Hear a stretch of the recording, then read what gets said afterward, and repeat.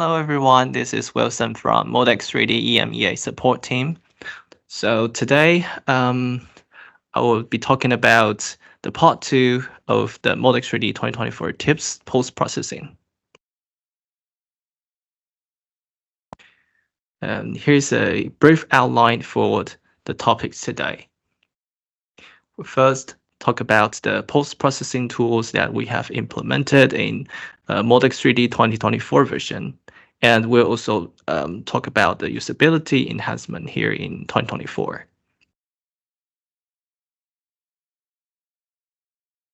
For the post-processing tools, we'll first introduce the enhanced result display with more user-specified options. And we'll also demonstrate how to output the default model as a step file. And also, we'll quickly introduce the new function of model comparison. And also, there's a new result item added to version 24, which is the cooling temperature surface. So for the enhanced result display with user-specified options, so we can first export the flatness data to Excel, which was not allowed before 2024 version.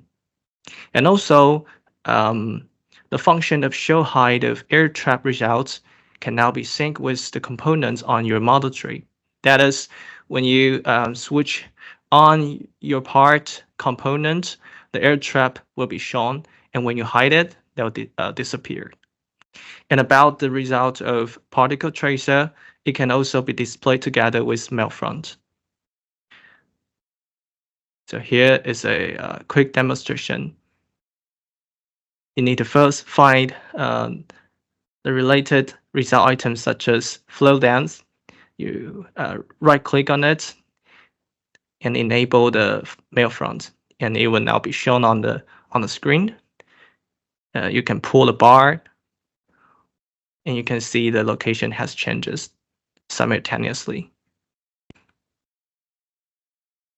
For the flatness data, so first you need to add the flatness to your model, which has your results been downloaded to your project already. And when you right-click on it from model tree, you can decide where you want to output the data and also the name of the file. So this is how it looks like when you have your flatness data output. So then you can make use of those data.